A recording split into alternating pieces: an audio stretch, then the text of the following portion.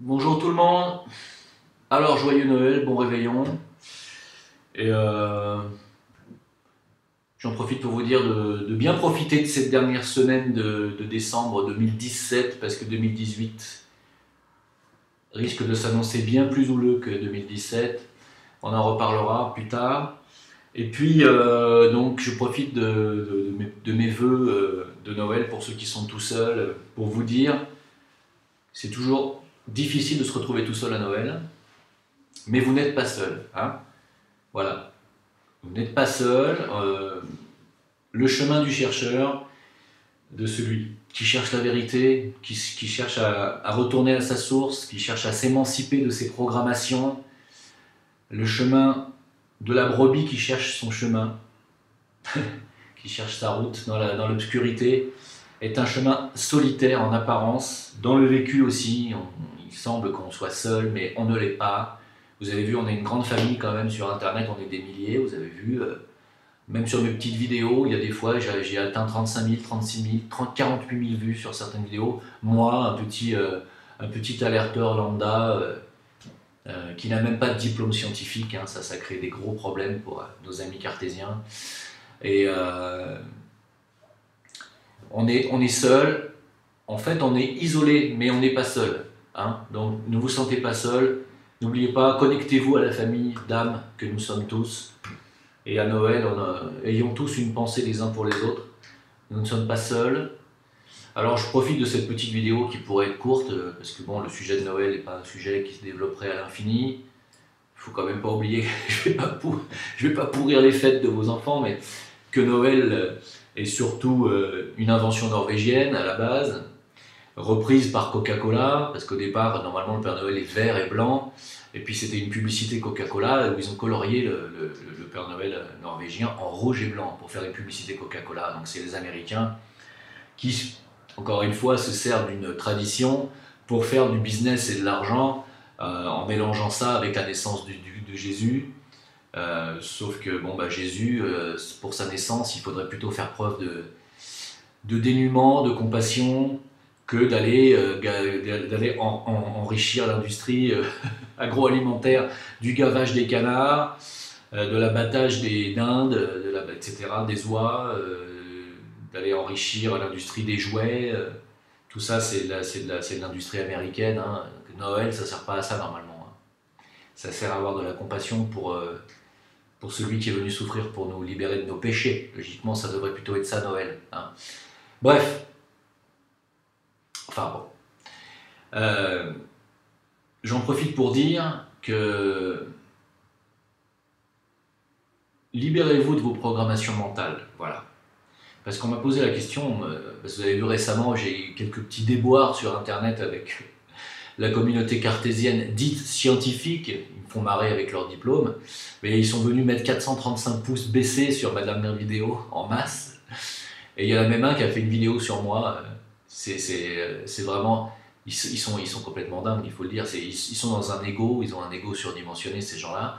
Et dès qu'on commence à les critiquer un petit peu, ils écoutent même pas ce que vous dites, ils vous mettent des pouces baissés tout simplement.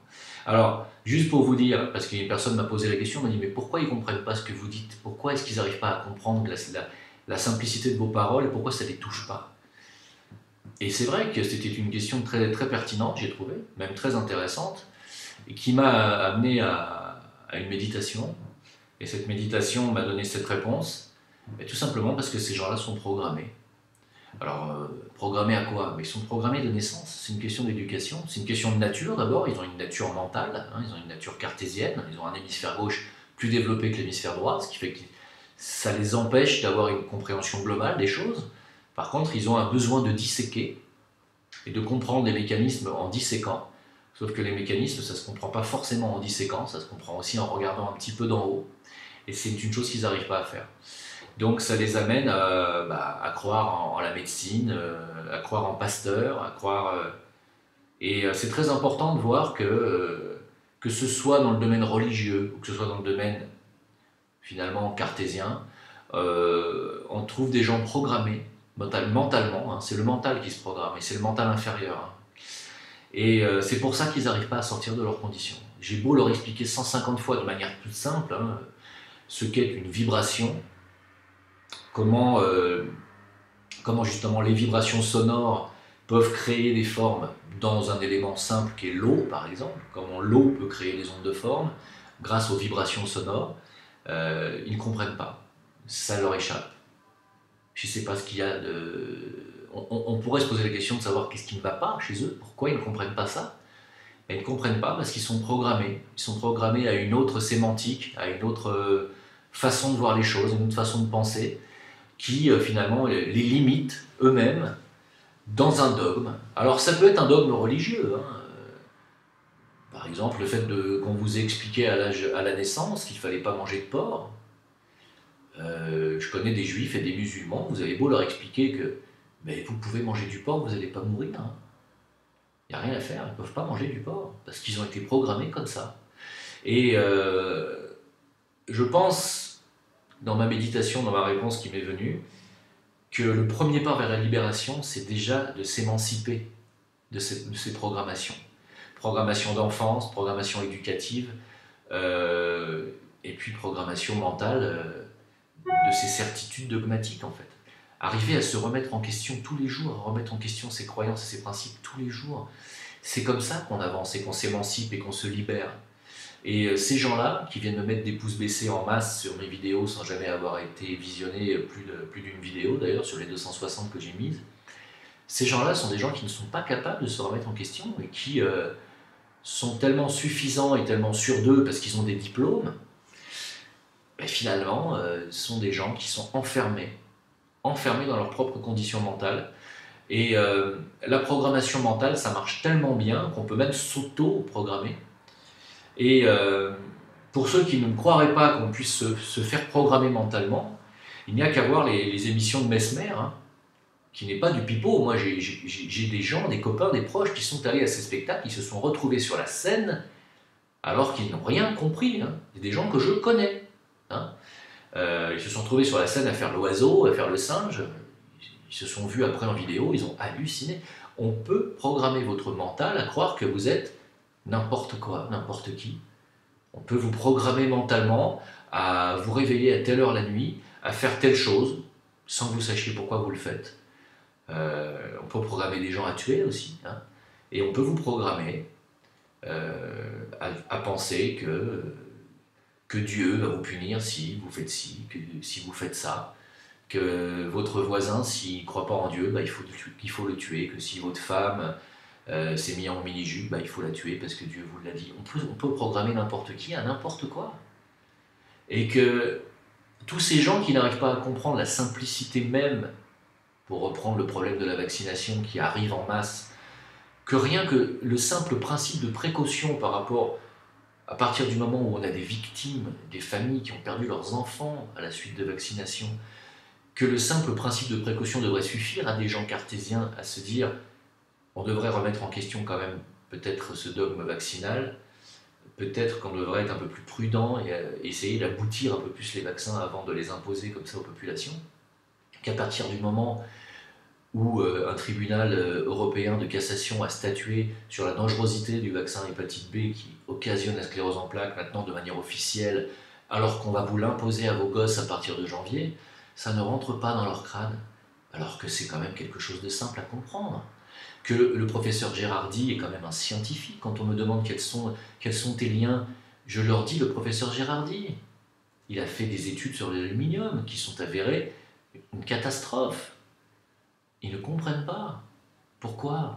Parce qu'ils se sont programmés à penser que les vaccins, il fallait absolument les faire, que c'était positif et que c'était ça qui garantissait à l'homme une santé parfaite, alors que c'est une aberration totale.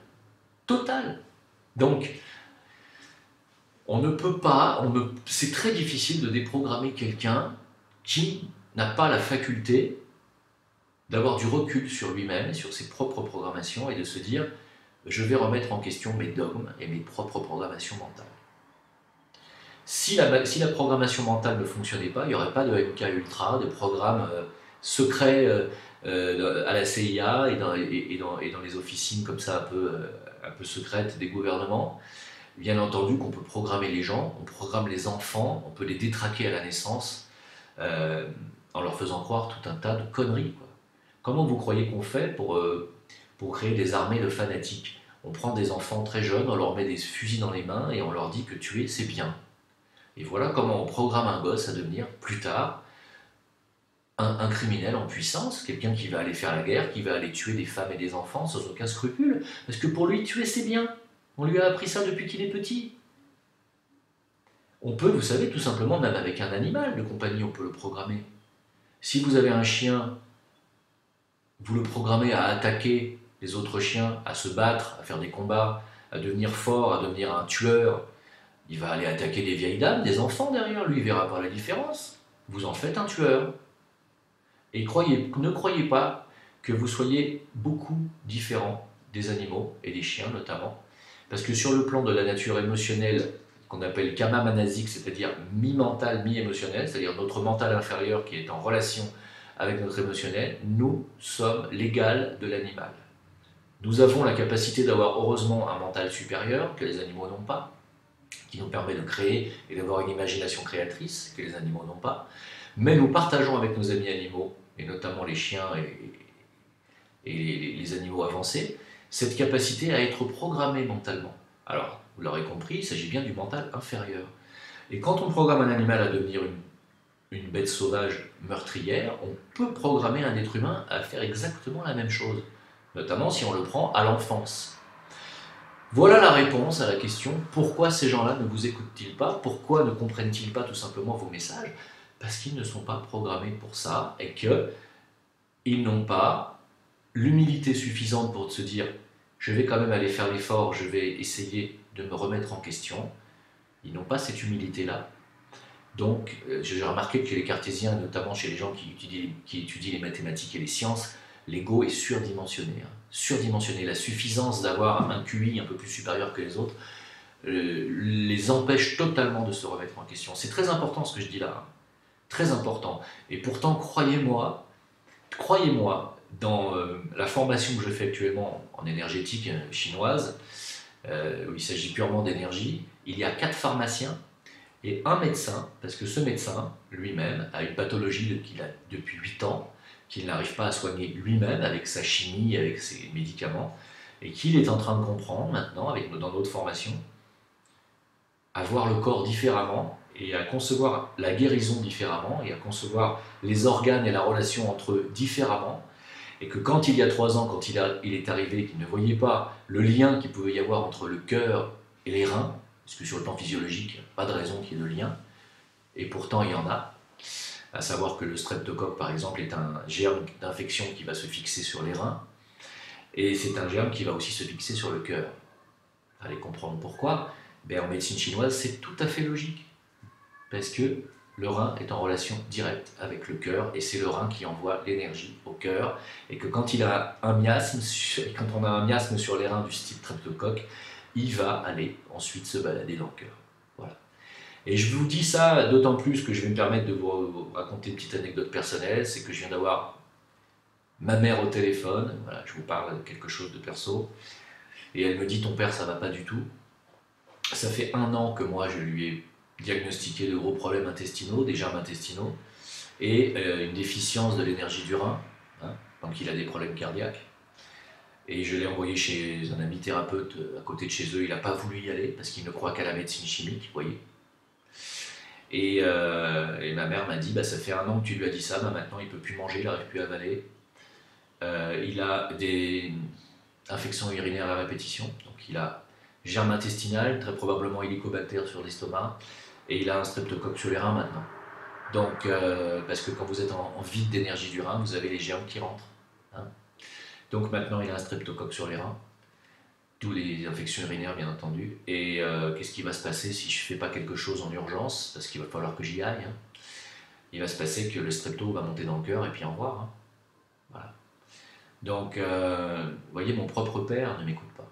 Donc, pourquoi? Parce que dès l'enfance, ses parents, qui étaient extrêmement attachés à la médecine chimique, étaient des drogués aux médicaments, et que depuis petit, il est habitué à prendre des médicaments, et que quand je vais chez lui, il y a une armoire de médicaments, il y aurait de quoi donner à toute une ville, pratiquement. Hein, voilà, et qu'il va me falloir non pas essayer de le déprogrammer mentalement, mais essayer de lui faire avaler d'autres choses et d'essayer de passer autrement pour essayer de tenir une petite guérison. On va essayer. Et je vais devoir me déplacer. Et c'est normal. Hein. Voilà. Donc vous voyez, même nos propres parents, nos propres proches, s'ils ont été programmés, vous avez beau être thérapeute, avoir un fils thérapeute, bah, ils ne m'écoutent pas. Hein. Donc c'est pas ces 430 personnes qui sont venues me mettre des pouces baissés juste pour m'emmerder sur ma vidéo précédente, c'est pas eux que je vais réussir à convaincre, ça c'est sûr, c'est sûr. Mais bon, j'ai essayé. Hein. Je vous souhaite encore une fois un joyeux Noël et puis déprogrammez-vous, parce que l'année 2018 va être très difficile. Allez, au revoir, à bientôt.